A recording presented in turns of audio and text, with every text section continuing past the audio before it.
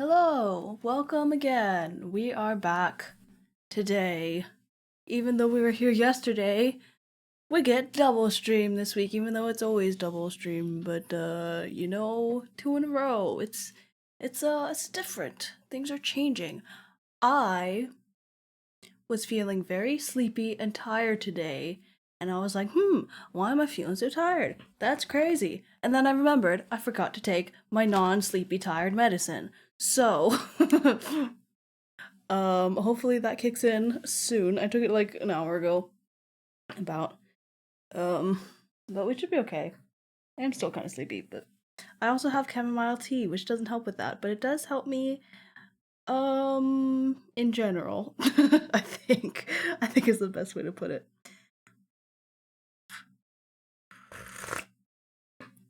Anyway, we're reading The Disabled Tyrant's Beloved Pet Fish once again.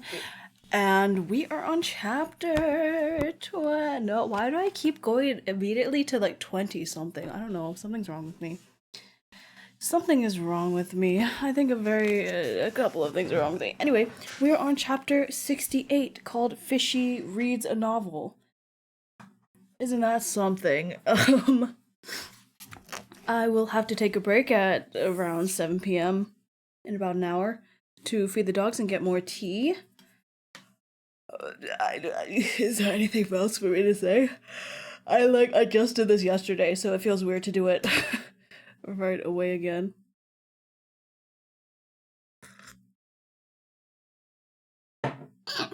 But yeah, I'm stalling a little bit to allow people some time to hop on in if they so desire. What else? This is a reading reaction more than a audiobook, I suppose. We do react a lot because a lot of shit is happening right now. And it's disgusting, and I'm homophobic. Not in general, just to them. Just to them I'm homophobic. But love hate. You know what they say. What is it that they say?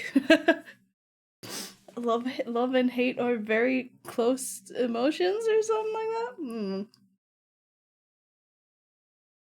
I do love them about as much as I hate them, so yeah. Anyway, I have tea. I'm ready to go. I don't think y'all are ready. You're not ready for this. Fishy reads a novel. We last left off on You Still Haven't Told Me What Absorbing Essence is. If we recall, of which I didn't, so I had to read the book, clearly. But, and then it jumps straight to Fishy reads a novel, and there's an illustration on the next page. So I don't know what's going on. I don't know what's I think I do know what's going on. Oh boy. Oh boy. Oh brother. Alright. I think we should just start. I think we should just get going. I leave my starting screen on for about 5 minutes so that people have time. You know what? At this point, it's on you. It's on you. I'm kidding. I'm just joshing you. Who even says that? Okay. Whoa, that was my tummy, if you heard that. What the hell? I ate like 2 hours ago? No, that's not true. I ate like 4 hours ago. But it was pretty filling and I'm not hungry now. So, we'll see. I might get hungry because I took my medication though. So, I'm sorry I'm moving the mic. Let's put our book up, shall we? Book. Alright. Chapter 68, Fishy Reads a Novel. Prince Jing really didn't know what to do with this fish. He smiled and reached over to pet Liu on the head. Did this mean the same thing as when he petted the fish's head? Liu wondered. Oh, whatever. Liu pulled Prince Jing down to sit by him. Prince Jing was a little cautious because he didn't know what Xiao Yu wanted, but he still sat down. Before he sat down all the way, the fish quickly shut the curtains with a whoosh. Okay. The faint glow from the oil lamp outside filtered through the curtains. The fabric was embroidered with cotton roses, and their shadows played over the youth's snowy white undershirt. His star-like eyes shone with a jumping flame. This is too much! Oh my goodness! Prince Jing's breath hitched. Same, my guy. His desire for Xiao Yu surged unstoppably. What the fuck? That word tripped me up so much. His desire for Xiao Yu surged unstoppably within his heart, but remembering their agreement, he did his best to suppress it. Get you a man! Your Highness, why are you sitting so far away? Come closer. Liu patted the jade pillow next to him. Symbolism. Prince Jing didn't dare get too close. He only moved over a little bit. Liu urged him a few times, then giggled. I'm not a fierce beast, Your Highness. Are you afraid of me? It's fine. Prince Jing thought silently. You aren't a fierce beast, but you are a seductive little Yao, which is much more dangerous. But he couldn't just stay there when the seductive little Yao had asked so many times. After hesitating for a while, he sat down next to Xiao Yu. There was only a finger's width between them. Liu was just waiting for him to get close enough, and he immediately wrapped his arms around Prince Jing and pulled him in. Now there was no more space between them.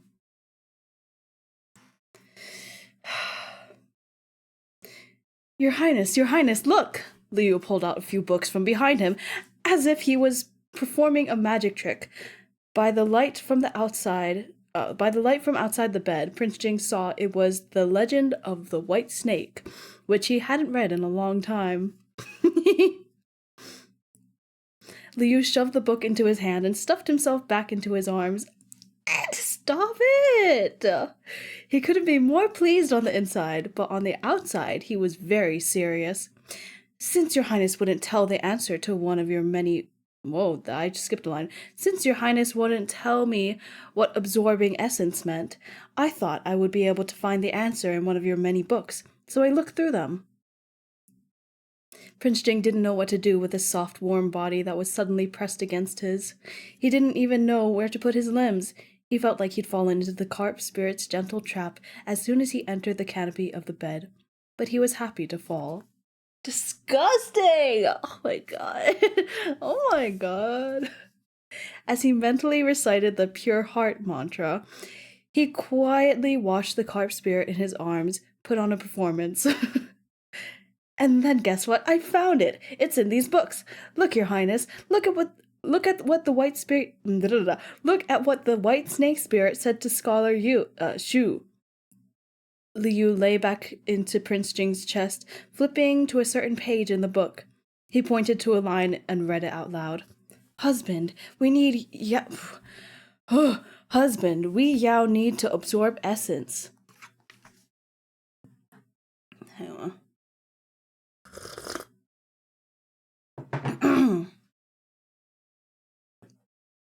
Prince Jing was shocked. Something was going to happen if they continued like this. He quickly covered the fearless carp spirit's mouth. Liu shook. Oh, by the way, the illustration on the page, I passed it, but the illustration is of this scene of...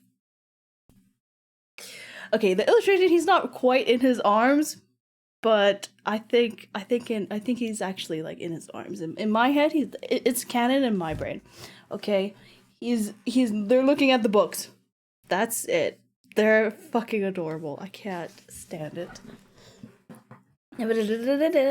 Liu shook like he'd pulled a muscle, then burst into laughter.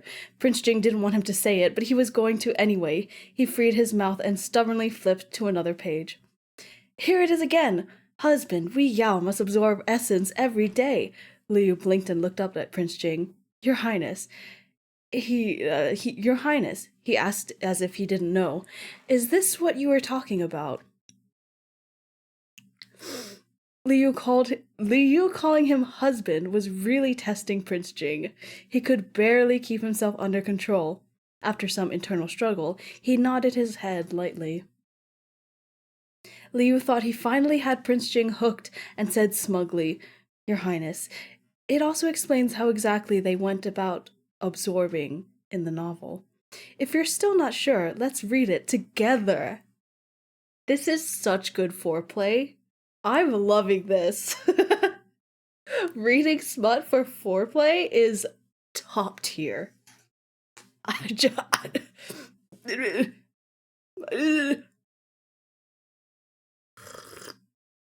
It is. Oh, you can't deny it, unless you have bad smut. Even then, it could be fun. If they read it together, perhaps something could happen. At least that was Liu's plan. But keeping their agreement in mind, Prince Jing adamantly shook his head, wanting to put the book away. This wasn't going quite as Liu had thought it would. While Prince Jing was gone, Liu had already skimmed through the whole book. Although there were a lot of ancient words he couldn't read, he could still make out most of it. His comprehension skills were shockingly adept. Prince Jing took good care of him, and he loved and cared for Prince Jing. He'd always had the intention of becoming more intimate with Prince Jing, but the book had really stoked the flames in his heart.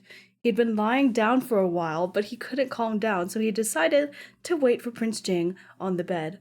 No matter what, he had to get Prince Jing to agree. But now, at such a crucial moment, why wasn't Prince Jing cooperating? And the reason Prince Jing wasn't cooperating seemed to be the agreement he himself had laid down. Liu suddenly felt like he'd shot himself in the foot. No, Liu suddenly thought. What I want right now doesn't exactly contradict the agreement. When he'd first laid out the rules, it wasn't because he didn't ever want to do those things. It was mostly because he was afraid he'd lose track of time and turn into a fish in the middle of it. There was no way he could recover from that. But he'd forgotten there were things that they could do where he didn't need to be afraid of turning into a fish. Why did they have to restrain themselves? I can't. Oh boy.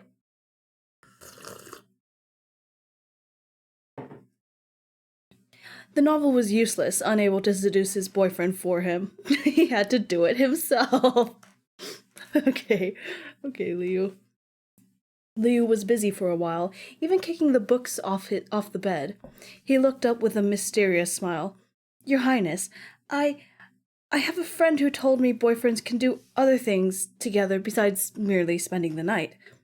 Prince Jing was just about to get jealous over this friend when a sweet pair of lips pressed against his.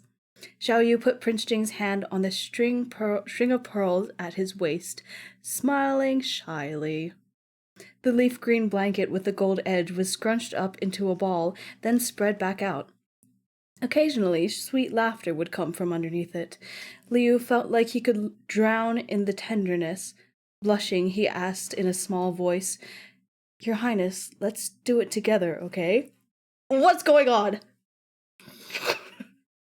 Prince Jing didn't really understand, but Xiao Yu made him understand with his body. Okay. There were many ways for a carp spirit to absorb essence. Prince Jing was just a bit inexperienced. Of course, Prince Jing listened to Xiao Yu. Listening to Xiao Yu meant he got to be... Listening to Xiao Yu meant he got to be absorbed, as well as dine on fish. He'd never experienced such joy. They're gonna get interrupted. He's gonna turn. He's gonna... Yeah, he's gonna turn. He lost track of time. Your Highness, how long do you normally last? What? Okay, sure. Liu peeked out from the warm blanket with his hair in a mess. What is going on? Hang on a second. I didn't think this book had smut. Wait, is this actually happening? Wait, is this actually happening?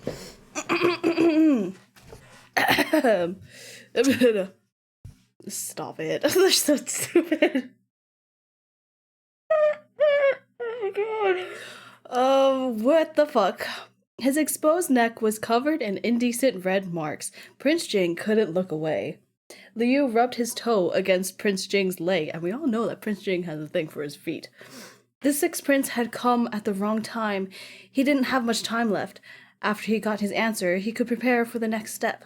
Prince Jing, whose hair was just as messy, felt like he'd only just gotten a taste. No man would be modest at a time like this. He silently held up one finger.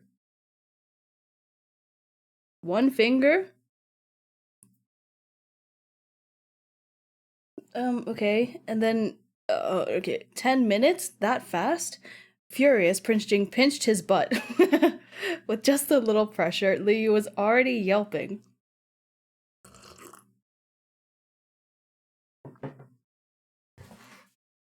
Realizing his mistake, Liu smiled apologetically. Sorry, I got it wrong. Not that fast. It's... If it wasn't 10 minutes, then an hour? Either way, there wasn't enough time. Liu stood up and kissed him on the corner of the lips apologetically. Sorry, Your Highness. I have to leave again. Prince Jing understood. He ruffled his hair. Oh, right, Liu laughed. You shouldn't take so many cold baths in the future. It's fine. Although they couldn't take it all the way to the end, like other couples, they could try all the steps that came first. After Li Gongzi left, Prince Jing always took a cold bath, though he could hide it from Li Gongzi. Oh my god. Though he could hide it from Li Gongzi, Xiao Yu saw everything. Prince Jing froze, then nodded, wanting to kiss Liu again, but his gentle little fish suddenly pushed him away and yelled, "Ah, there's no time!" He's so stupid. Xiao Yu, who'd finished absorbing essence, hastily... Who'd finished absorbing essence? I'm sorry, did we skip a page or something? What happened here?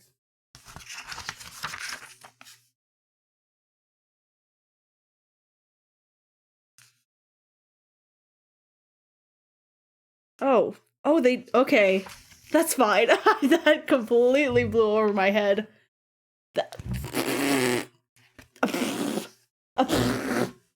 That's fine. I'm fine. The next chapter! The first chapter of this stream is crazy. Sorry, I'm making this so unserious, but they make it so unserious. Are you kidding me? Oh my god. Xiao Yu, who'd finished absorbing essence, hastily put on some clothes, then immediately ran off. As Prince Jing lay there, it felt like he could still feel that captivating tenderness. The little carp in the fish tank was sulking around, behaving as if he'd done something wrong. He waited for a while to confirm that the person on the bed was asleep, and then he finally pulled out the cute little golden fish. Now he had a new gift. Prince Jing was always giving him things. Liu kissed it happily, then entered the system, feeling uplifted. As expected, while he and Prince Jing were tussling about in the blankets, the quest had updated. But at the time, Liu's hands and mouth had been very busy, so he had no time to check. This really meant his relationship with Prince Jing was progressing quite well, so much so that he didn't even really care about the quests. Unexpectedly, the quest that he thought had been stuck in a logic loop was cleared just like that. Getting married was one way to progress in a relationship, so was being intimate. As he and Prince Jing grew closer and closer, perhaps he'd be able to breeze through the next quest too. Liu thought about his current mindset. Liu thought his current mindset was a good one. He had to keep it up. He could strategically disregard the system, but in terms of actual goals, he had to figure out how to fully become a human. The reward for the inseparable quest was another one of Prince Jing's secrets. Liu thought that after the main quest line of Priceless Pet Fish, the system had gotten a lot stingier. Especially, sorry.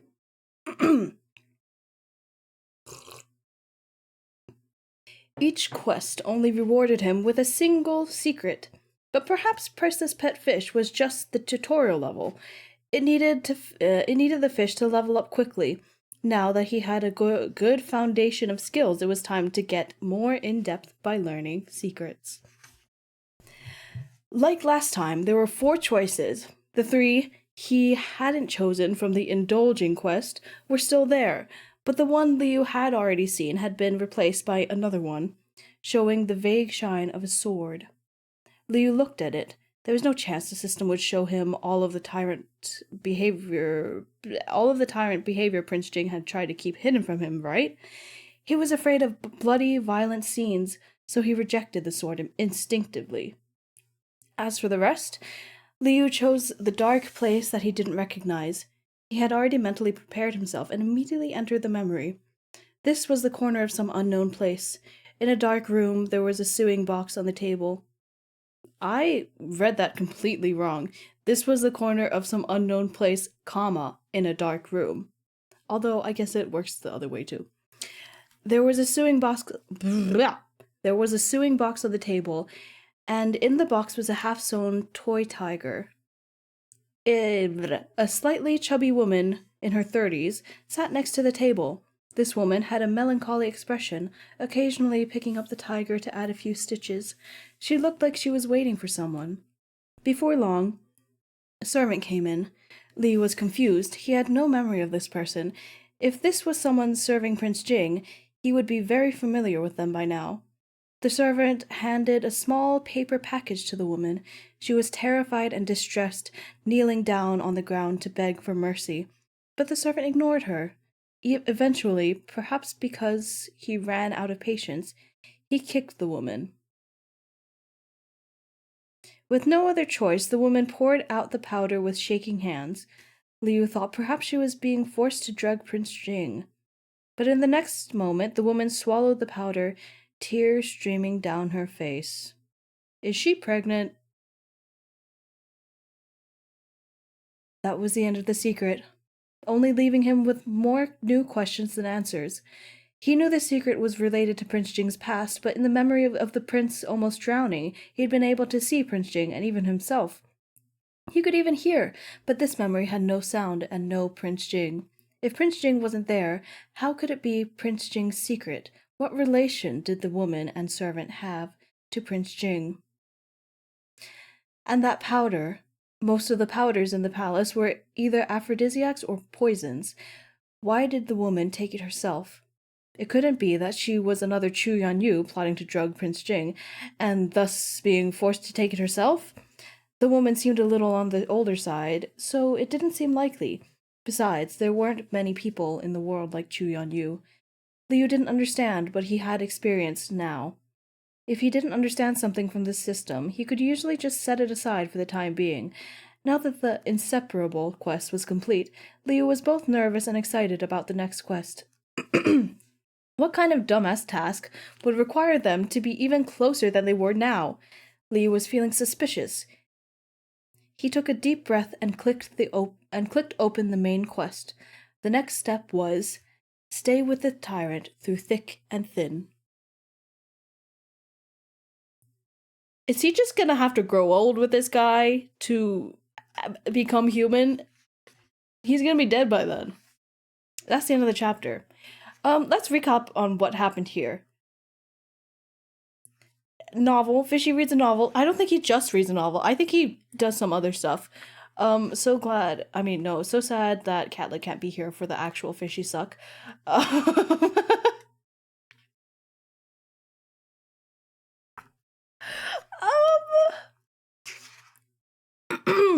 They did the down and dirty, and then he was like, oh, we can't go all the way, it's so sad. And then he left, and then he was sulking, and then he was like, oh, new secret, wow, what is this? I wonder what it could be. Meanwhile, I'm thinking of who sent that first assassin to Prince Jing.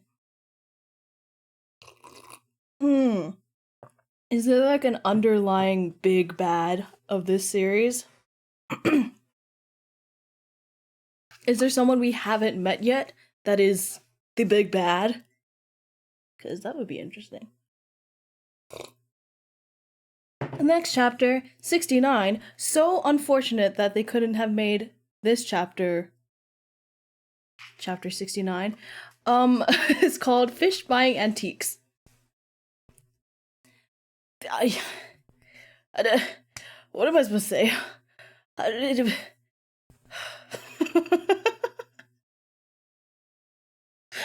just read? I did not catch that they actually did something because it was just one paragraph where he was like, "Oh, cool," and then it just moved on. It completely went over my head the first time I read that. Oh my god, that's crazy. You missed the fish song now. Okay. To be honest, there isn't much to miss of it. It's just like one paragraph, and then it's like after that, it's Liu peeked out from the warm blanket with his hair in a mess. His exposed neck was covered in indecent red marks. That's yeah. That's what you missed. Oh my god, I'm sweating.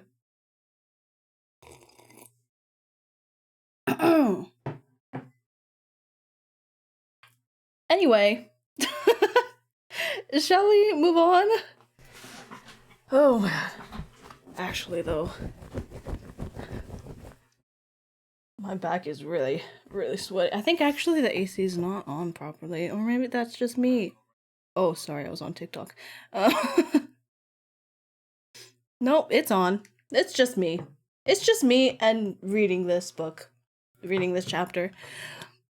I got real nervous that I would have to end stream like halfway through because I was like, I was so sure there was no smut in this. But yeah, we're fine. We're fine. That was nothing, but it was everything at once. You know, I have fan art ideas. So anyway, Fish Buying Antiques, page 319. Liu thought the next quest would be something more shameless, something that would push him and Prince Jing closer, but in the end it turned out to be stay with the Tyrant through thick and thin. Did this mean they were going to face some sort of hardship together? Even if they were, it would be fine. Every moment with Prince Jing was a happy one. Disgusting.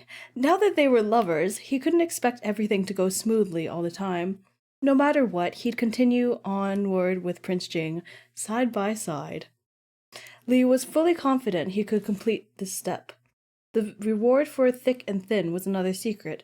It seemed like sooner or later he'd get to peek at all of Prince Jing's secrets.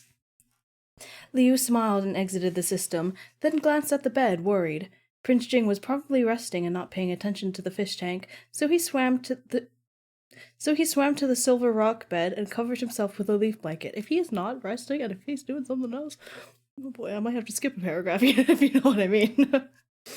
Thinking back to what had happened under the real blanket with Prince Jing, the usually shameless fish was suddenly a little shy. His heart beat quickly in his chest, and he waved his tail in agitation, as though that would help chase away the embarrassment. Never mind, they'd already done it, and they'd be going further in the future. What did he have to be embarrassed about? Liu kept comforting himself, but it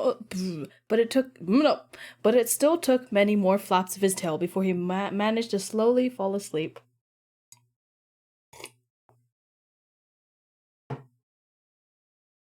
Meanwhile, the person on the bed waited until the fish was completely silent before opening his eyes to watch over the fish with a gentle gaze.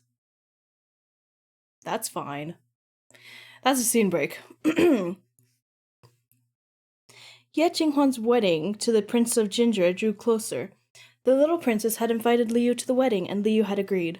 By now it was soon enough that Liu thought it was about time to prepare a wedding gift. He couldn't just show up empty-handed, but during the day he had to go to work with Prince Jing as a fish, and at night he had to spend time with Prince Jing as a human. He couldn't avoid Prince Jing, so he picked a day to drag Prince Jing out to pick a gift. Prince Jing didn't really understand it. Wang Ji usually took care of these things, and Prince Jing had never paid attention to what Ye Qinghuan liked. Why did Xiao Yu have to go buy it himself? Couldn't he just pick something random from the storeroom? Your Highness, it's the thought that counts, Liu explained. You have to prepare a gift yourself to show your sincerity. Prince Jing was extremely unhappy with Xiao Yu bustling about busily for other people's sake, but he was happy about going out with Xiao Yu. The whole time he stuck by Xiao Yu's side, never straying far. Xiao Yu liked shiny gold things, so he also gave gifts along with along this theme.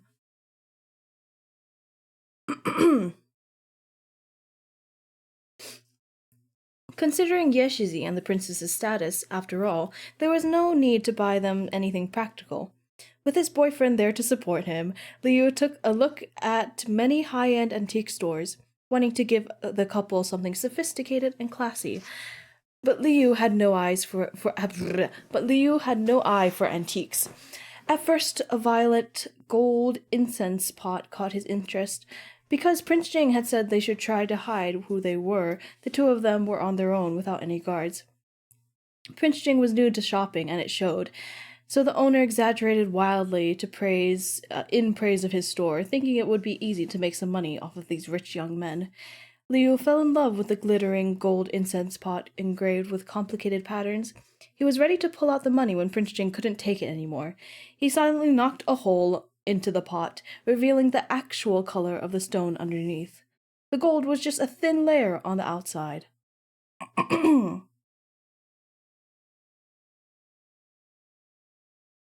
Sob, sob, sob. So the pretty antique incense pot was a fake? That couldn't be blamed on him. As a fish, he had no experience, so he couldn't tell. What do you mean? You have so many jewels and treasures, you stupid bitch. But he supposed antiques were called antiques for a reason. They should be dusty and old. If they were shining and glittery, there was definitely something suspicious going on, so they shouldn't buy those. Wang Gongong and the guards who were following from a distance took the store owner who'd been selling fakes to be dealt with by the relevant authorities. Jeez. Liu quickly learned his lesson. He decided to try again and went to another store. This time, an accessory box caught his eye. The owner said it used to belong to a princess from the previous dynasty.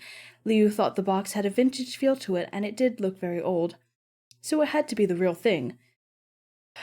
The former belongings of a princess would definitely suit a princess.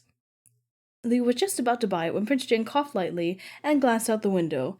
Liu followed his gaze and saw that the little peddler on the side of the road was selling a whole row of the exact same antique from the previous dynasty.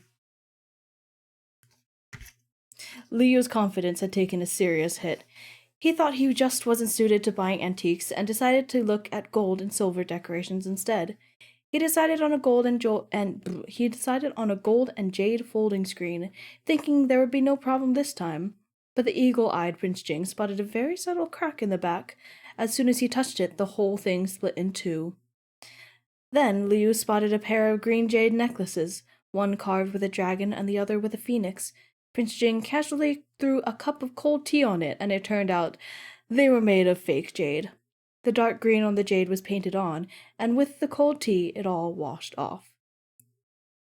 They looked through store after store.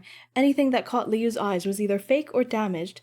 Wang Ji also caught owner after owner, but Liu remained giftless. I'm supposed to be a koi. What kind of luck is this? Liu was very unhappy. He kept being fooled by a bunch of fakes. Didn't that mean he was as good as blind? Furious, he turned to leave with a huff. Prince Jing stopped him and tucked something into his hand. Liu wasn't mad at Prince Jing, but he felt really dumb, always picking out fakes, so he was a little embarrassed. For the sake of his boyfriend, he tried to calm down. Looking down at the thing Prince Jing had put in his hand, he saw it was a little golden fish. It was in the same style as the previous one, with the same cute charm, but this time it was a different pose. The one before had its tail curled, but this one had its lips pursed, like it was blowing bubbles. Liu furrowed his brows and glanced at Prince Jing, who was looking back at him. Liu knew he was trying to make him feel better and ended up bursting into laughter. Holding the fish in his hands, he no longer felt so angry. How many of these little golden fish did he have? Liu moved closer so Prince Jing could tie the fish on his waist for him. He's gonna have like a whole collection of just like his fish dangling from his waist. That's so cute.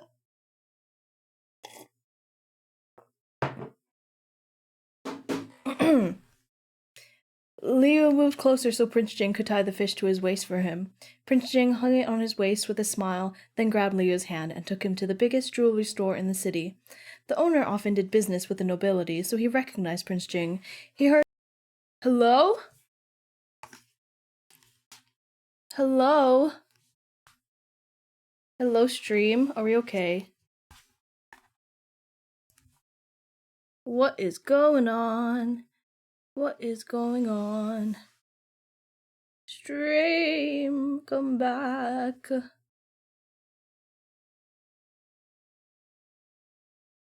Are we good? OBS disconnected. Disconnected. Stream did a big stretch. That's a great way to put it. It's back now? Okay, we're good. Where did we leave off? I think I'll just like reread the pair. Actually, I completely lost where I left off.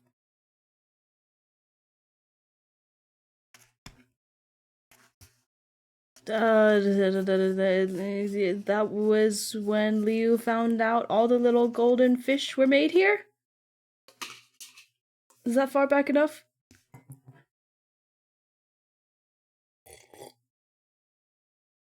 I think. Okay. He was so stupid. Why did he have to go look for a store on his own? Why didn't he ask Prince Jing for his opinion? Then he could have avoided being scammed so much on this wild goose chase. All because he never thought Prince Jing would come to a jewelry store. Prince Jing watched from the side as the owner brought out all the highest quality wares for Li Gongji to choose from. Liu went all out and chose a pair of silver vases, a pair of gold ruyi, and a pair of lifelike jade dolls. Prince Jing put down a few bills, and the owner quickly ordered some people to wrap up the goods to be delivered to the manor. He didn't get many chances to visit this store, so Liu decided to buy an oval silver bead. You ever just I have to like turn on a Western accent. Ad in progress? What the fuck? Oh my god, I hate Twitch. Oh my god. Anyway, you gotta turn on an accent to pronounce some words. I, for one, grew up with so many different people from so many different places, and our accents just got jumbled and muddled, so I just kind of talk the way that is easiest to me. But when I'm reading, it comes in, I don't know, it's difficult. Anyway, are we good on the ad? We're done with that ad? Should be good. Alright.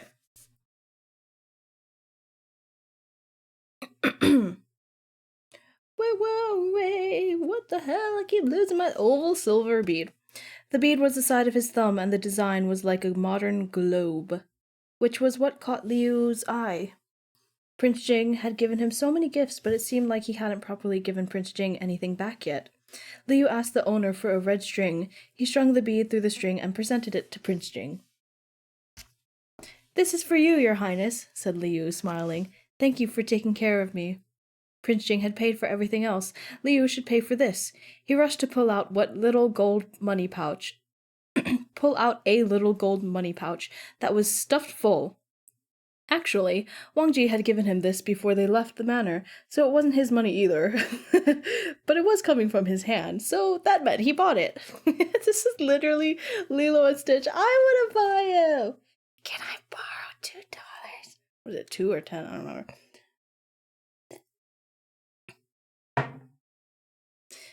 Oh my god. A bead like this from this store had to be quite expensive, Liu thought. The owner wasn't sure what to say, too afraid to tell the truth, which was that this was just a bead used for decorating. It wasn't worth much. In fact, he could just give give it away for free, but faced with Prince Jing's icy stare and the young Gongzi's anticipation, after some careful consideration, the owner weakly gave a price. Liu paid for it happily. The bead was indeed a little expensive. Liu felt bad when he was taking the money out, but the price did reflect the quality, he supposed. When Prince Jing put the bead on right away, Liu couldn't be happier. He thought his taste wasn't quite bad, to the point of being hopeless. At least, he sure had a good eye when it came to boyfriends. So sick! He's sick! After buying the gifts and returning to the manor, Prince Jing ordered someone to rewrite the gift list to include the ones Liu just bought. Why do our gifts have to be together? Liu knew his gifts couldn't compare to Prince Jing's. Prince Jing wrote Liu's name next to his own, giving him a deep glance. Liu suddenly understood and went bright red. The space next to a prince was for his consort. Why did Prince Jing want to put their names and gifts together? Because Liu was his family, his consort. But they were just dating. Did he actually want to be his consort or not? Liu thought it over, but the rejection never left his lips. On the day of the wedding, Liu wore the coral red robes Prince Jing had made for him. They were made of brocade and embroidered with silver lotuses.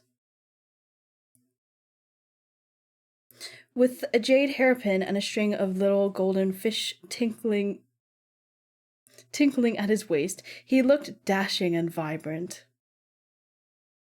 I can't. That's so cute. That is so cute. Prince Jing wore a set of matching robes in black, edged with crimson. Wow! He had a red ribbon in his hair and looked ethereally handsome. Every time he snuck a glance to him, Liu felt delighted. They seemed to be wearing matching outfits. Wouldn't they steal the show from Yeshizi? Nah, he's gonna come out and he's gonna be like, fabulous! Prince Jing wrapped an arm around his waist to reassure him. Prince Jing didn't care what Ye Qinghuan thought. Such a bitch! God, I love him and I hate him. Once they were both ready, the carriage headed off. Liu sat in the carriage with Prince Jing, but as soon as he was in the carriage, he realized something was off. Last time, when they went to the market, the carriage was very small and cramped. But this time it was very spacious. No way! It had more than enough room for the two of them. There was even a table, tea, and a few of his favorite pastries. Prince Jing smiled as he held Liu's hand, and they sat down together. Liu glared at Prince Jing. An asshole is an asshole after all. On this trip to the Chang'an Manor, just in case Xiao Yu had to transform in the middle of the wedding, Prince Jing brought his pet fish again. The fish plush was floating quietly in the corner of the bottle, staring at the two of them. When the carriage started moving, Prince Jing handed Liu a book. But not one featuring Yao, in parentheses.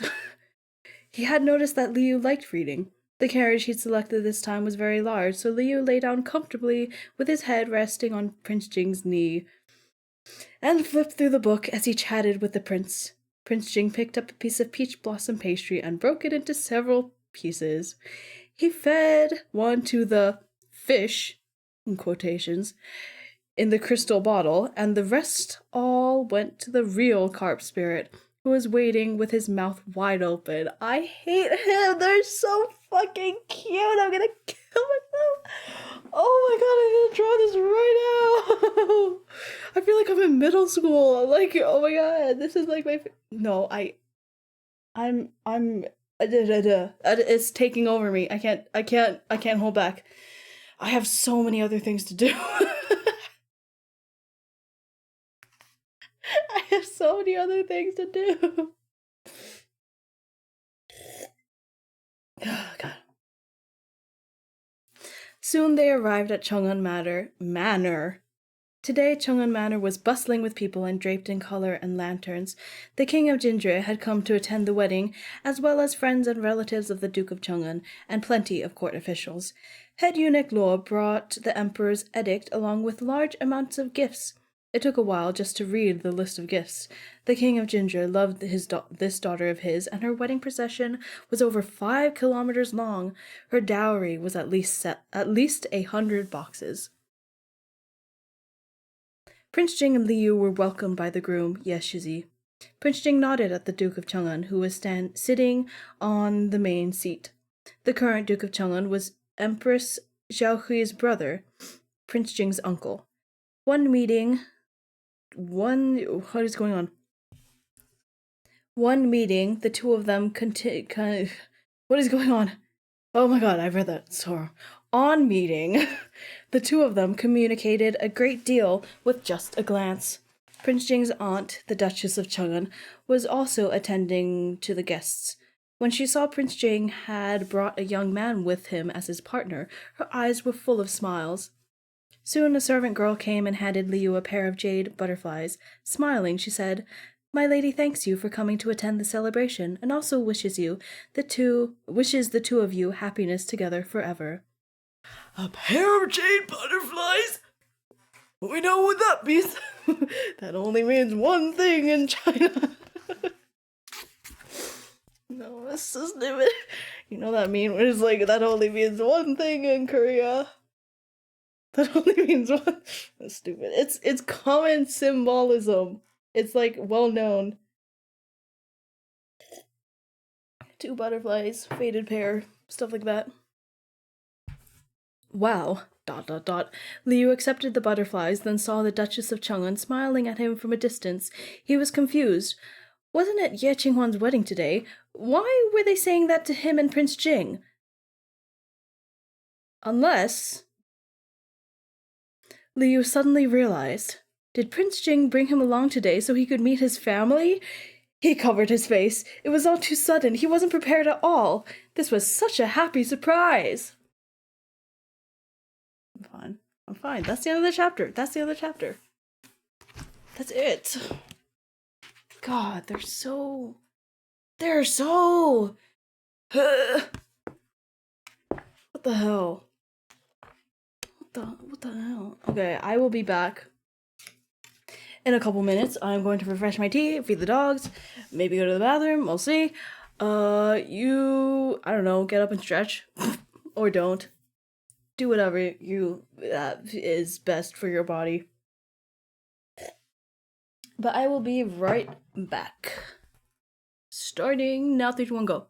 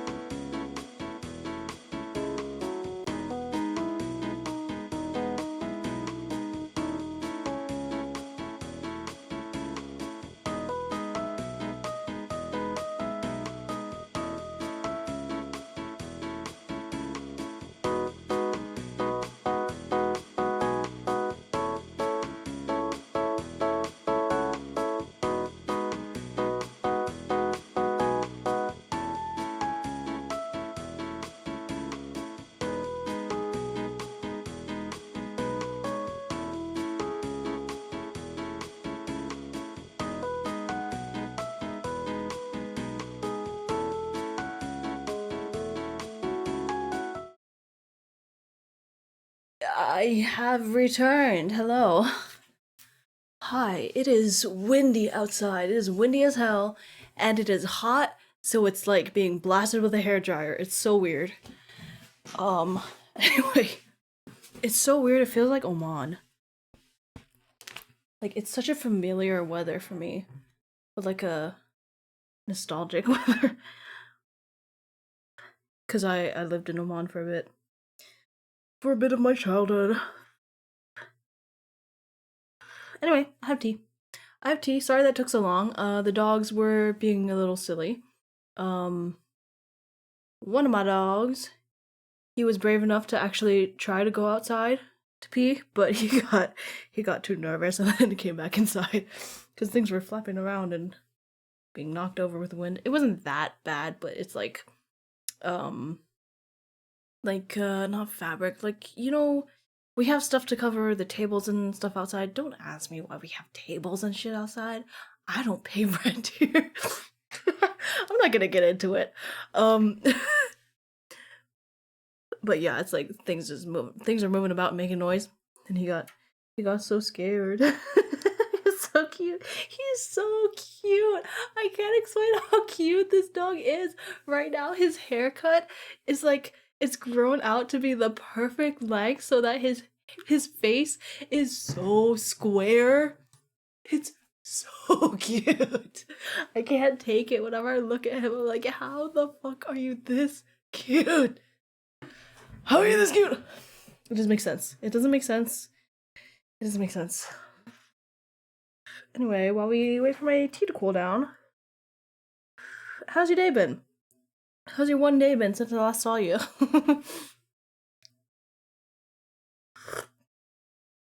Ugh.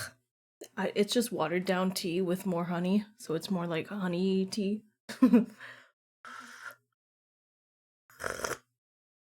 I've had a relatively simple day today. I'm gonna make cake later. That's what is on the agenda today. Make cake.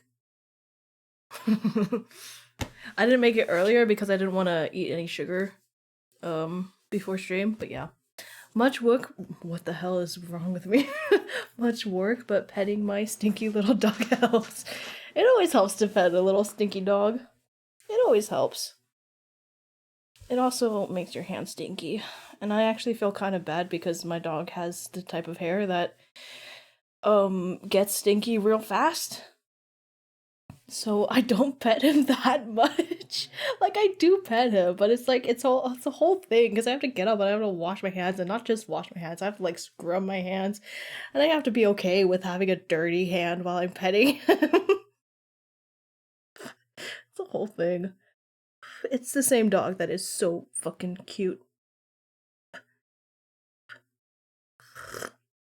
My bashy boy. Anyway, tea's cooled. Chapter 70. Meeting the family. Oh boy. Oh boy, oh boy, oh boy.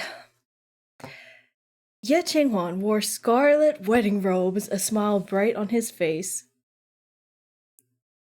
He is immaculate. I love him. I want to see him in this outfit right now. The Princess of Jinzhou was draped in a veil embroidered with mandarin ducks playing in the water, which has a footnote. 2 mandarin ducks playing in water is a proverb used to describe loving couples. Mandarin ducks are a traditional symbol of romantic love and fidelity. That's cute. And she was holding a jade vase and rui. I don't know what that is, but we're just gonna pretend that we do. Although her face was hidden, while the couple took their bows, there was just a glimpse of her bright red lips smiling. She loves him! They love each other! It's so cute! Oh my god. Oh my god. An arranged marriage where it actually works out so well. Liu watched as the young couple performed their wedding vows, feeling emotional. Partly thanks to his help, these two were able to break through the original plot of the novel and be together. He hoped they could be happy and at peace, safe and healthy. This was a good sign. The other pair from the book was now different too. He couldn't help but sneak a glance at Prince Jing, only to find that he was already looking at him. God. The two of them felt for each other's hands underneath their sleeves. Liu made a wish in his heart. Disgusting! The wedding proceeded smoothly, with the Duke of Chang'an hosting. Soon after, the older servant came to tell Prince Jing that there was an old acquaintance who wanted to see him. As soon as Prince Jing saw who the servant was, he knew who was summoning him. His hand tightened around Liu's. Okay.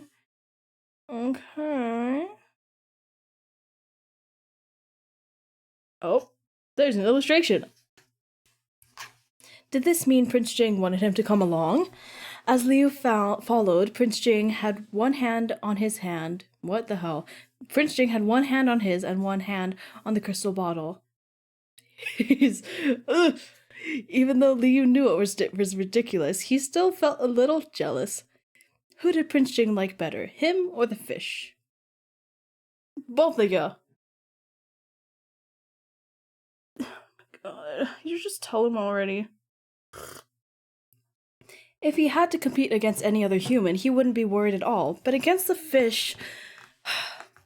After all, Prince Jing had turned his entire manor into a huge tank for the fish. He'd done many things he'd never done before for the fish's sake, and as Li Gongzi, he was tasked with taking care of the fish. Even all the accessories he was given were of fish. He thought he would... Sorry, wait. I tried precariously, tie my hair up with, like, my knee holding the book, but it was not going to happen, so I had to use both hands. Sorry. Okay. When he thought of it like that, it was a little terrifying. Could it be that all those fish gifts weren't because his name meant fish, but because he came second to the fish? No, he had to know for sure. If Prince Jing dared like the fish more, he'd never let him hear the end of it. In an instant, it was like Liu had been overtaken by the god of jealousy. He'd completely forgotten that his new nemesis was, in fact, himself. Prince Jing had no idea what Xiao Yu was thinking about next to him. The two of them held hands as they walked to the back garden of Chang'an Manor. In the depths of the flower bushes, an elderly man with snowy white hair was warming a pot of wine on a little stove made of red clay. Prince Jing pursed his lips and walked forward with Liu. You're here? When the elder saw the two of them, he wasn't at all surprised. He casually pointed to two chairs before him and said, "Come sit." Prince Jing bowed respectfully and sat down with Liu. Liu was just pondering who this elderly man might be when he suddenly smelled a scent of green plum wine. He'd heard all the green plum wine in Chang'an Manor was made by the old Duke of Chang'an, so who else could this be? It was Ye Qinghuan's grandfather, Prince Jing's grandfather, the old Duke of Chang'an. That is the illustration. We just passed it, but the illustration is old man, two of them in the back, a big arch circle. Wait, what is it called? Like a moon entrance thing? Anyway, it's a really good composition. I love that. I love that. It's so cute, and they look so cute. And Prince Jing always has the stupidest face on his, like, the stupidest expression on. I love him so much. He's I'm claiming him. He's you know what I'm about to say. Just look at the tags. I'm claiming him as one of my own. Suddenly excited, Liu got up to bow. Hello. In the book, this elderly man was the backbone of the House of Chang'an, but due to his health, he never officially appeared. After disaster had befallen Ye Qinghuan, he'd passed away from illness. Now that Ye Qinghuan and the princess were getting married, however, the old Duke of Chang'an was fine too. Liu never thought he'd get to see the man in person. He truly was meeting Prince Jing's family. Ye Qian Yechian, I guess I'm assuming that's his name, glanced at the youth smiling and then at Prince Jing. What a nice young man. Yechan. Sorry, it's gonna take me a minute to get used to that. Yechan gestured for Liu to sit. He considered himself to be very good at reading people. It was easy to see what kind of personality a youth at this age had with just a glance. You've decided, Your Highness? Fucking hell. Yechan asked Prince Jing. Prince Jing nodded, expression serious. Yechan didn't ask him to justify himself. Then I've made my decision too, he said, still smiling. I will do everything I can to help Your Highness. They looked at each other for a while. With both calmness and gratitude in his eyes, Prince Jing poured more wine for Yechan and some for himself. They both drank, as though they'd come to some sort of an agreement. Liu didn't know what they were talking about, and this wasn't the kind of situation where he could just butt in. So instead, he pushed his own bamboo cup in front of Prince Jing. Fish couldn't think about things that were too complicated, but he could at least taste wine, right? Yechan and Prince Jing both paused. Yechan held back his laughter, ready to sit back and watch. Prince Jing glanced at Liu, then filled Liu's cup. But just when Liu had happily picked up the cup to have a sniff, Prince Jing stole the bamboo cup away from his hand and drank all of it. Your Highness, that's my wine, Liu objected quietly. The prince had poured it into the cup he'd claimed, so it was his. Prince Jing shook his head, smiling. He couldn't let the carp spirit get drunk outside. Just a whiff of the scent was enough. Liu mumbled in complaint.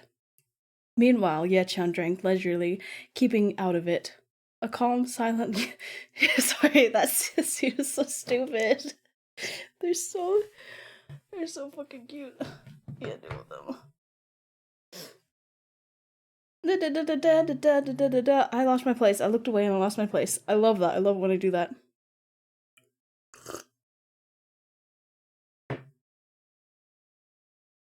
A calm, silent youth with a lively A calm, silent youth with a lively and enthusiastic one. He was happy to see this couple together. He'd seen Ye Qinghuan with the Princess of Jinzha as well. They were also good kids, just like these two. When he saw the pair of jade butterflies Liu was holding, Yechan smiled even wider and got out the jade pendants he'd been given when he got married. Meeting your boyfriend's family isn't hard at all, Liu thought, clutching the jade pendant and butterflies. To be honest, he'd always been worried that Prince Jing's family would be against them. After all, he and Prince Jing were in a gay relationship. Weren't they worried about Prince Jing's future? He was friendly with Ye Qinghuan and the princess already, so they didn't count, but the old Duke of Chang'an and Duchess of Chang'an had all seemed to take a shine to him immediately, giving him gifts. When Prince Jing wasn't paying attention, the old Duke of Chang'an had even secretly told Liu that he'd given him a few jugs of good wine next time. Sob, what's with this huge sense of responsibility I'm feeling right now? 1 second. I forgot that I need to... Oh, I need a text.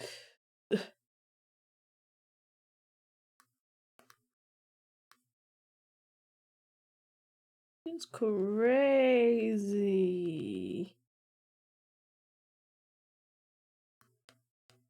I got an update on the dog situation, sorry.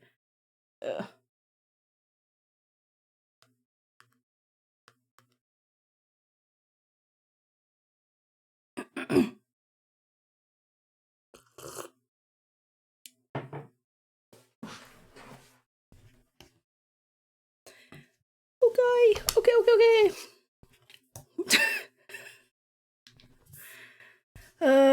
Where was I? I completely lost where I was again. Of course I did.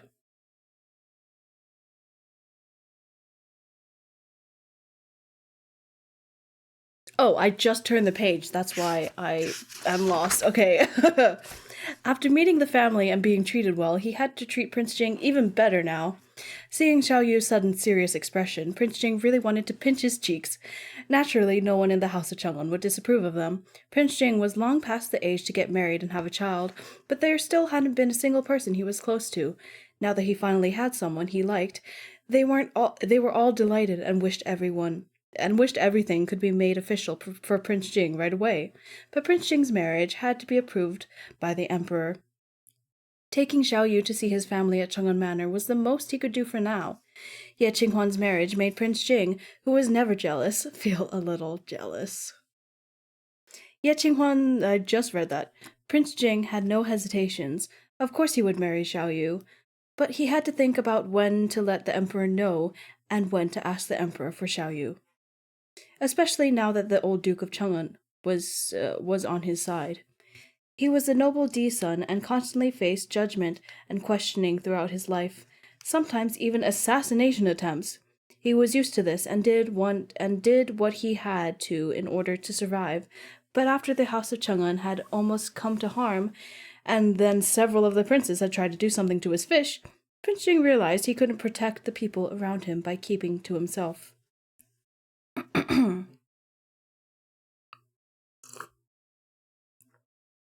He couldn't trust any of the other princes. If he wanted to protect the people he wanted, then he had to become the emperor. Oh boy. Due to the disability he was born with, he still had a long way to go, and the path might be filled with danger. Before he could finally achieve a safe, peaceful life, he'd have to do anything he could to avoid involving Xiao Yu, as he couldn't bear to think of risking him. So for now, he could only date Xiao Yu. He couldn't confirm Xiao Yu's status. But one day he'd given Xiao Yu everything he deserved. But one day he'd give Xiao Yu everything he deserved. Liu tucked the jade butterfly and pendant away in his robes. "Your Highness, I want to walk around by myself for a bit, then I'll head back on my own," he said. Since they'd made their agreement, Liu was putting much less effort into his excuses. It didn't matter. Prince Jing wasn't ever going to ask. Prince Jing watched as he walked to the edge of the garden and behind some trees. Liu quickly transformed back into a fish, then slid back over on his tail. I hate this. I hate it. This imagery so much. I hate it. The crystal bottle was just behind Prince Jing. With Prince Jing blocking his line of sight, the old Duke of Chang'an wouldn't see anything. Liu quickly jumped into the crystal bottle. Although Prince Jing wasn't looking directly at the fish, he knew Liu had made his way back safely when he heard the quiet splash behind him. Ye Chun was in high spirits and ordered someone to bring over a Wei Qi set. "Last time I played, Your Highness, you hadn't moved out of Jingtai Hall yet," he said, smiling. "I was ordered to go see you by the Emperor. So many years have passed in the blink of an eye." Prince Jing nodded, gesturing for his grandfather to play white and that he would play black. Liu swam to the mouth of the bottle, carefully leaning against the side. Perhaps the two of them had spoken so mysteriously before, because he was there. But even now that he was gone, the two focused on the game and Liu learned even less. Maybe they're just chill like that. Maybe they're just chill. Liu only knew how to use Go sets for games that weren't Go, so he didn't understand what was going on at all. Very quickly, for games that weren't Go? What? What does that mean? Okay. Very quickly he became sleepy. Prince Jing kept an eye on his fish. As soon as he saw the fish drifting off, about to tip over back into the bottle, Prince Jing quickly found a way out of the difficult match. Soon the winner and loser were clear. Like he's dumb and doesn't know how to play Go. Okay, that makes sense. Of course he would. Of course. God, I love him. So what was he playing? Oh my god. I would, me and him, we're like this. I'm crossing my finger. We're like this.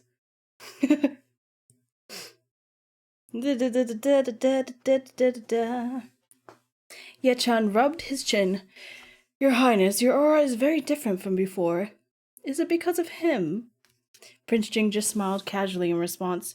Protecting oneself was different from protecting someone else. Ye-chan rarely got a chance to see Prince Jing and wanted to continue their conversation, but a servant suddenly came to announce that the Emperor was here. Ye-chan immediately went to greet him with Prince Jing. The Emperor was wearing a set of casual robes, and he was only accompanied by the head of the Imperial Guard, as he came to Chang'an Manor in person. Originally, there had been no need for the Emperor to show up to Yeshizi and the Princess of Jinju's wedding. He just had to make sure his gifts arrived. But due to the mess the second prince had created, the Emperor had to reassure and comfort the King of Jinju, so he came to visit personally to show how much he cared about this marriage. The Duke and Duchess of Chang'an and all the officials knelt down, greeting the Emperor. The Emperor waved an arm cheerfully.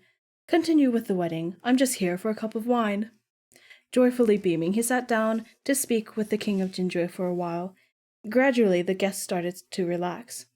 Ye-chan and Prince Jing walked into the main hall one after the other and bowed to the Emperor. Ye-chan's health had been declining these past few years, so he rarely entered the palace.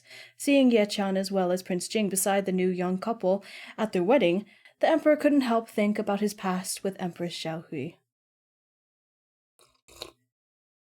Since Ye-chan had already agreed to help Prince Jing, he needed to fully utilize the advantages Prince Jing had. The Empress's rooms are still maintained here at the manor, he said. Does your Majesty want to take a look? The Emperor rarely came to Chang'an Manor since Empress Xiaohui had passed away, mostly because he was afraid it would hurt too much. But at that moment, he couldn't help but nod. And as Prince Jing and Empress Xiaohui's only son still left in the world, the Emperor asked him to come along.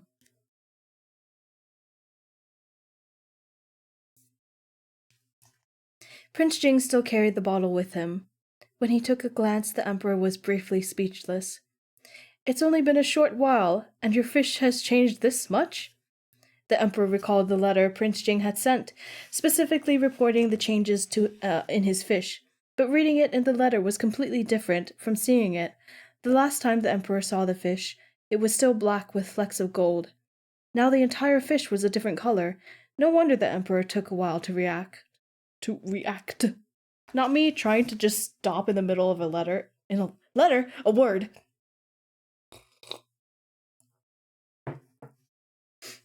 It looks like Lao Kong was right, he said. It really is part koi. The Emperor walked closer, looking at the fish in the bottle. Afraid the Emperor would find something amiss, Liu was too afraid to even blow a bubble. He put on an elegant mine, trying to pretend to be an emotionless koi. Good thing the fish wasn't the main character today. Soon the Emperor followed the old Duke of Chang'an to Empress Xiaohui's old rooms. The rooms Ye-chan spoke of had belonged to Empress Xiaohui before she got married. The Emperor led Prince Jing inside, seeing all the decor that was so similar to Changchun palaces. The Emperor's vision started to go blurry. He sat down and began to tell Prince Jing a few stories about Empress Xiaohui. Liu was in the crystal bottle, so he had a lower angle than everyone else. While the Emperor saw many familiar decorations, Liu saw a portrait of a servant girl on the wall. Because this was Empress Xiaohui's room, Liu guessed she must have painted it herself. Aww. Oh, wait, what? Oh? Oh.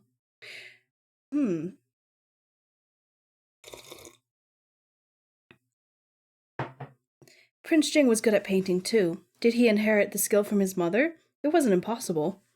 Liu looked at the painting for a while before his gaze landed on an unobtrusive wardrobe beneath where it hung. At the corner of the wardrobe, an old plush was sticking out. Liu thought it looked a bit familiar. After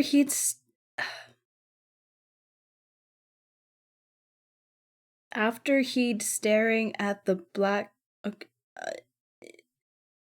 I think this is a typo or something, but it's literally after he'd. Oh, it's supposed to say bin or something. So after he had been staring at the black and yellow plush for a while, Liu realized with a start. Wasn't this the cloth tiger he'd seen in the secret the system had shown him?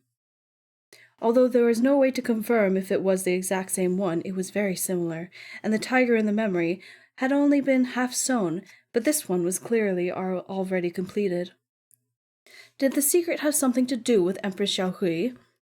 But Liu was very sure the room in the secret wasn't this one, but one in the palace. Could it be that Empress Xiaohui's Changchun Palace? Liu had never been, so he had no way of knowing. All he could do was stare at the tiger in frustration. Suddenly, he had an idea. The fish tapped at the glass in the direction of the tiger. Prince Jing noticed Liu's urgency at once, and he walked over and found the cloth tiger in the wardrobe. He thought about it, then took it out. The emperor smiled. Your mother loved things like this. She made some for you back then, too. There are many in Changchun Palace. Do you still remember? Prince Jing nodded slightly. The emperor's words were like fireworks, instantly exploding inside Liu's head. The secret was Prince Jing's secret. Even Prince Jing remembered the tiger plush. It really must be at Changchun Palace. What kind of secret was this? And that's the end of the chapter. Oh, sorry. That's the end of the chapter. Oh boy. Oh boy. Oh boy, oh boy, oh boy. We are uncovering things. We are uncovering mysteries. Unveiling mysteries. The next chapter, chapter 71, is called Fishy Messing Up Plans. So much intrigue, yes. Messing up plans? Whose plans? Are they the big bad's plans? Or what? What's going on? Is he doing one of those, haha, you tried to kill my boyfriend? And so now you're dead, pretty much? Is he doing that again? I guess we'll find out. I am going to run an ad quickly because it looks like it's coming up in 14 minutes, but I don't want it to interrupt us during this next chapter. So I'm gonna run an ad. Everything's all mixed up because of the fucking stream blip. But yeah, I'm gonna do that. Just, I don't know, man. I don't know. Think of a good song or something for 30 seconds. I'm sorry. I hate ads just as much, if not more, than everyone else. So, I just don't want it to interrupt us. I could snooze it, but it doesn't snooze for that long. Actually, maybe Nah, see, it just went from 14 to 18. That's like nothing. Okay. Here's an ad. Mange, I don't know, eat it. There you go. Nom nom nom nom nom nom nom nom nom nom.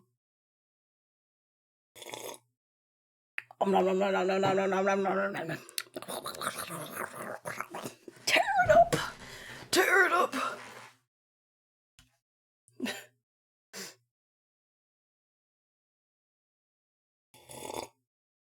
And now I just sit here in silence for 30 seconds. 10 seconds.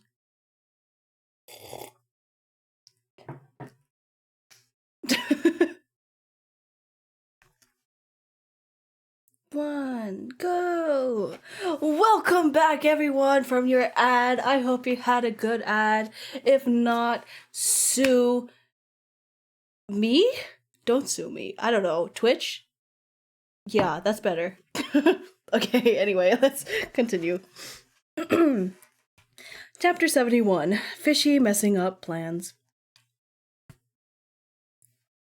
Trying to figure out more about this secret, Liu pressed against the walls of the bottle, but that was all the Emperor had to say about it. Everything else he said was about Empress Xiaohui's other interests and hobbies. Liu knew that due to Empress Xiaohui, the Emperor always had a soft spot for Prince Jing. He'd even give He'd even given Prince Jing a job recently, and it seemed he intended to rely on him. If Liu couldn't figure out the secret right now, maybe it was because it wasn't time yet. Right now, the Emperor and Prince Jing were alone together. It was a good opportunity to kindle their father-son relationship. As a result, Liu tried to be unobtrusive, listening quietly as the Emperor told stories to Prince Jing. Without realizing it, the Emperor went on for a while. When he emerged from his reminiscence, he smiled and said, "Tianqi, do you think I talk too much?" The Emperor's mouth was upturned, but his eyes were distant. As an emperor and father, he rarely showed such a sorrowful side to his sons. Sorry, this is getting to me a little bit. Not that I have a I do have a personal, similar experience, but you know what? That's fine. We're fine. We're just gonna power through it. It's fine. Oh boy.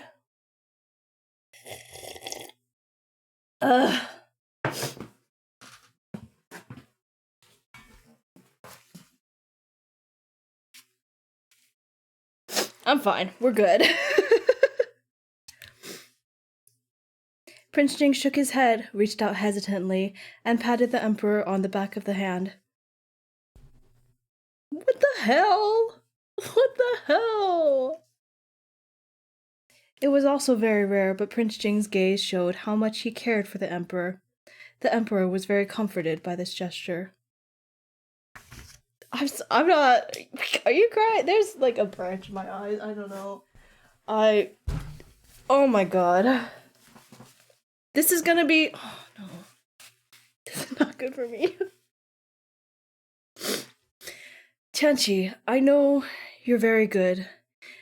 Zheng Jing has told me all about your performance at the Ministry of Works. You're doing well. The Emperor patted Prince Jing on the shoulder. He was about to say something else when a guard came to report. Your Majesty, the Sixth Prince is here to congratulate the couple. Fuck off, stupid-ass, bitch-ass Sixth Prince. The Emperor glanced at Prince Jing, who was standing next to him. The House of Chang'an was Prince Jing's family. It was natural that he attended Ye Shizi and the Princess of Jinzhi's wedding. But what did this marriage have to do with the Sixth Prince? The Sixth Prince wasn't family or friend, nor was he an important official of the court. What was he doing here? Not to mention, if the Sixth Prince really was here to celebrate, why didn't he come earlier like the rest of the guests? Why did he only arrive when the wedding was about to end? The Emperor only came so late because he didn't want to alarm anyone. Why did Mu Tianxiao come even later? Coming to celebrate was probably an excuse. The real reason was that he wanted to show himself in front of the Emperor. Ugh, he's so annoying. The Emperor saw through the Sixth Prince and said impassively, "The Duke of Chang'an will take care of him. Let him be." He wasn't in the mood to see the Sixth Prince. The Emperor spoke a bit more with Ye Qian, then decided to return to the palace.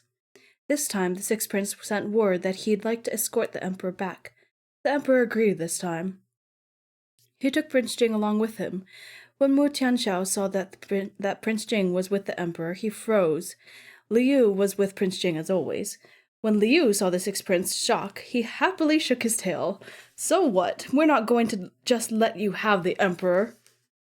With sharp eyes, Liu noticed a slender woman standing next to the Sixth Prince, wearing a pomegranate-colored pleated dress. The woman was wearing a veil a veiled hat that covered her face, but even through the veil one could see her eyes that sparkled like water.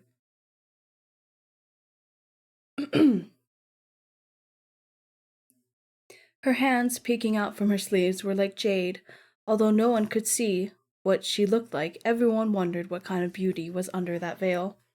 Liu didn't know who this woman was, but the Sixth Prince had already tried using the Third Prince to shove people into someone else's homes. This was clearly Ye Shizi's wedding, but he brought a beautiful woman, and he came right after the Emperor, so that was clearly why he was here. Perhaps the Sixth Prince wanted to give this woman to the Emperor. Liu remembered that in the original book, when the fight for the throne had gotten to a boiling point, the Sixth Prince had given the Emperor an unknown beauty as a concubine. She'd said a lot of good things about the Sixth Prince to the Emperor in private, which Prince Jing couldn't compete with. The plot was in complete shambles. Were they here already? he had to find a way to mess it up. This was what the fish was good at. As Liu was thinking of a plan, he had moved. Oh, sorry. My nose. Ugh. Sometimes it sneaks up on me.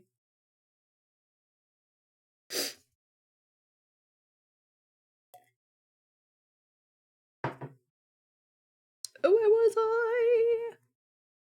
This is what the fish was good at.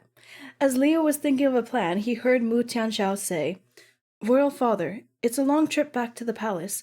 I just so happen to have brought a servant talented at massages, and she would be honored to serve you. Seems like Mu Tianxiao still had some shame. He didn't announce in broad daylight that he'd brought a beauty for his dad to ask him to accept her, and ask him to accept her. He just said she was a servant who could give him a massage. Whether or not he wanted to keep or use her was up to the emperor. Ugh, so nasty. He was a lot smarter than that stupid third prince. Liu was with Prince Jing, right next to the emperor. He had a little bit of reservation in front of the emperor. He couldn't just burst out of the bottle. He thought perhaps he could flip over again. Prince Jing would definitely ask the emperor to summon someone to see the fish, to see to the fish if he did, and perhaps if there were more people here, the emperor would forget about the beauty that the sixth prince had brought. Oh my god. Okay. Deciding on his plan, Liu decided to put it into action. But as a koi, he wasn't the same as before. He was being taken care of a little too well now, so it was more difficult to flip over than to just slide around everywhere.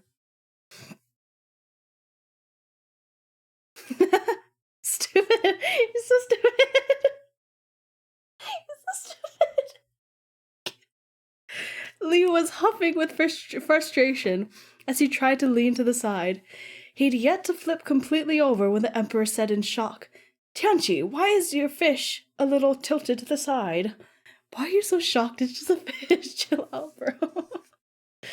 Actually, Prince Jing had noticed it as soon as the fish started moving, but Xiao Yu hadn't had anything to drink, nor had anyone touched him. Nothing was wrong.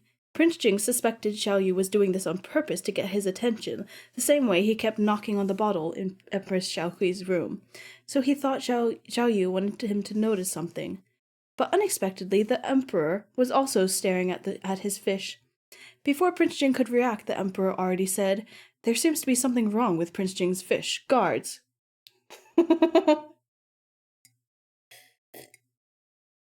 My guy just had to lean a little bit. He didn't even have to flip out. He just had to lean. The emperor ordered the imperial guards to fetch the imperial physician they brought along. Liu was taken aback. Why did it feel like the emperor was more worried than Prince Jing? Now he was afraid to flip over completely. He had to maintain his... He had to maintain this angle. So stupid. Unfortunately, this was even harder than flipping over. The two imperial physicians rushed over. Regardless of whether or not they knew how to take care of a fish, they had to try in front of the emperor. They looked at the fish for a while, and then they discussed it amongst themselves even longer. After the sixth prince made his offer, his smile remained plastered on his face. Even though he was more capable than the third prince, he was still experiencing the same neglect and awkwardness the third prince had gone through. In the end, the physician said Liu might have eaten too much, and there was nothing wrong with him. With that, Liu cooperated and straightened out his body. He is so stupid. He pushed through the water with his fins slowly, puffing up his cheeks, looking like he really was too full, to corroborate with the physician's diagnosis. Since the fish is fine, said the emperor, I'll be returning to the palace. I just need Prince Jing to accompany me. His expression was a bit dark. The sixth prince. The massage servant? He only mentioned Prince Jing and no one else. Sorry, hold on. His expression was a bit dark. The sixth prince? The massage servant? He only mentioned Prince Jing and no one else. Interesting. Wait, okay, that's fine. I'm just, it's making me, it's making me confused for no reason. Like, I don't understand who's speaking right now. There's no one speaking, but I don't know. Okay, so that's Liu. That's probably Liu thinking. It's just. So, anyway, we'll continue. So, Liu thought the emperor was mad, but at who? He was a little worried. When no one noticed, Prince Jing put a finger on the bottle, petting the fish's back to calm him down. True, Liu thought. Prince Jing was right here with him. What was there to worry about? The emperor returned to the palace in his imperial carriage. Prince Jing rode behind him on a horse. Before they entered the palace, the emperor stopped and looked into the crystal bottle. Tianqi, I must thank your fish for today. Oh, they're on the same team. Liu had been listening in this whole time. Huh? Why was the emperor thanking him? So the emperor was mad, but who was he mad at? The Sixth Prince? Why? The Sixth Prince had only come to do one thing, present a beauty to the emperor. But when he thought about the time and place he chose to do it, Liu suddenly understood. If the Sixth Prince was just trying to curry favor with the emperor like normal, the emperor might not have gotten angry. Any other time, the emperor might have accepted the servant. But the Sixth Prince shouldn't have done it at Chang'an Manor, Empress Xiaohui's family home. Oh shit. Oh. Even worse, he did it when the emperor had just been reminiscing about Empress Xiaohui with Prince Jing. He'd basically just slapped the emperor in the face. Yeah, that's a really fucking bad move, my guy.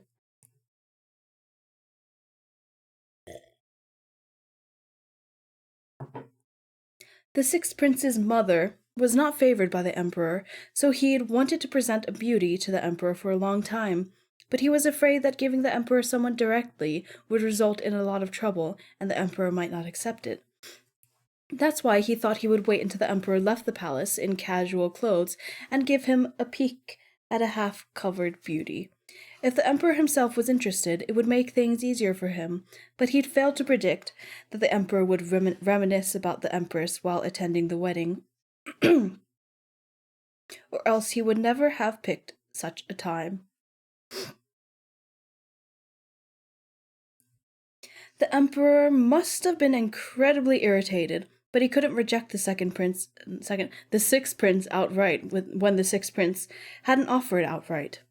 With so many people looking on, the emperor needed an excuse to get out of the situation the sixth prince had put him in. All the emperor had at his disposal, all the emperor had at his disposal was the fish.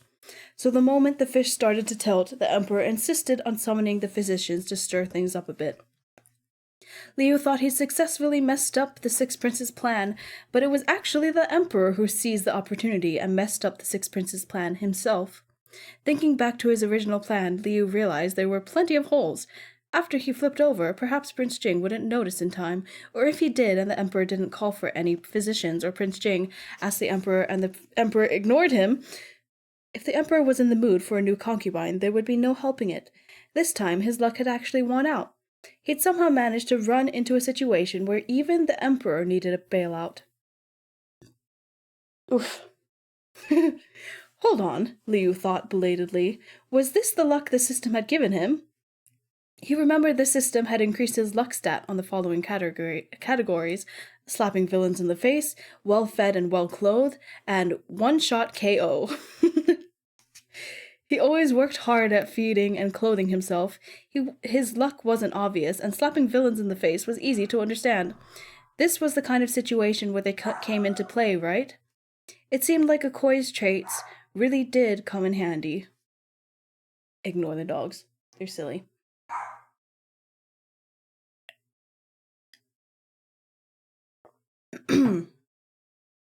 After Prince Jing escorted the emperor back to the palace, he returned to Chang'an Manor. It was dark now, and after sending the newlyweds to their room, most of the guests had left, but the sixth prince was still there. Fifth brother, we meet again. Wu Tianzhao had never shown his temper to outsiders. He smiled as he greeted Prince Jing with a bow. Liu noticed that the veiled beauty was still with the Sixth Prince. The Sixth Prince probably didn't know why the Emperor had treated him so coldly, so he wanted to find out from Prince Jing. The little carp immediately turned into a fighting fish. He swiped his tail at the Sixth Prince furiously. "Master! Husband! Don't pay him any attention!" Prince Jing nodded at the Sixth Prince, unperturbed. The Sixth Prince was just about to turn the subject to the Emperor when Prince Jing looked straight past him. Oh? No. Okay, it's fine. He wasn't able to stop Prince Jing, but his gaze fell to the crystal bottle Prince Jing had always carried around with him, and the fish that wouldn't stop moving.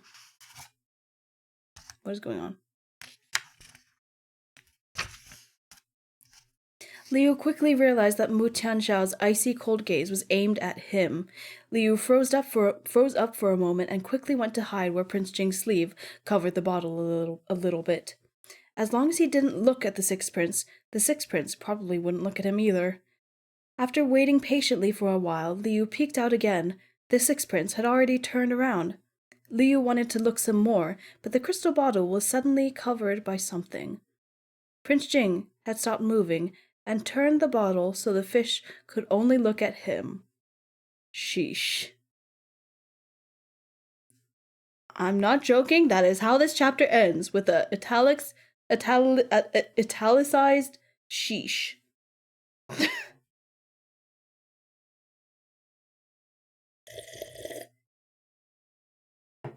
That is where that chapter ends, and that is where we are ending this stream today. That was a quite eventful, I would say. This is, yeah, we only have like one more stream. I believe we only have 5 chapters left. 72. Yep, 1, 2, 3, 4, 5. Oh my god. It's fine. This is fine. We are so normal about everything. I am so fine. I'm actually feeling really good. I don't know how to explain it, but like, this tea is so nice for me. I love this. I love this book. This past couple of chapters was such a good, like, I got everything I wanted from this. It was beautiful. It was beautiful and very eventful. I love it. It was, I don't know, it just feels good. I feel great. I hope you're having a good time. I hope you've had a good time listening or reading along. I would like to say that I do read for VOD watchers, I do read all of the comments, and I my heart, like, what? I don't know. I just it's very sweet, the comments that people leave on my VODs. I don't know what to say. If I don't respond to you, it's because I'm like squealing and kicking my feet too much to actually form words. But yeah, thank you. And thanks for enjoying. They're so cute and the streams are always so fun. Thanks! Yeah, I really enjoy this. This has been like a highlight of my whole streaming career. As if I make money off this. But yeah. Thanks so much for watching. I have so much fun with these streams. I love this book. I love just forcing myself to chill for a couple hours and read a book. It's such a good time. And yeah, we will be finishing this book next Friday, hopefully.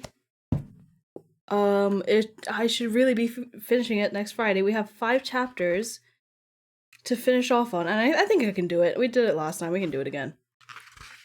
We're good.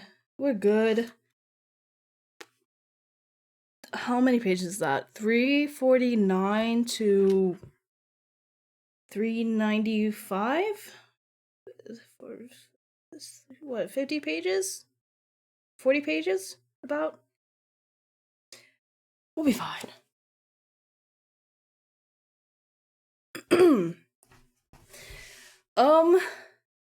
Yeah, I'll see you on Friday. I'll see you on Friday, and I will have to start thinking of other book series to start reading. And if anyone has any recommendations, please let me know. Probably on the VOD, like comment on the VOD, I guess. I mean, you could reach out to me personally on Twitter if you want. I mean, my DMs are open, so that's cool. But yeah, that is all for today. I will see you on Friday. Thank you so much for watching and hanging out with me. Take care of yourself. Have a good week. I'll see you later. And I'm just gonna do my countdown because it always cuts off.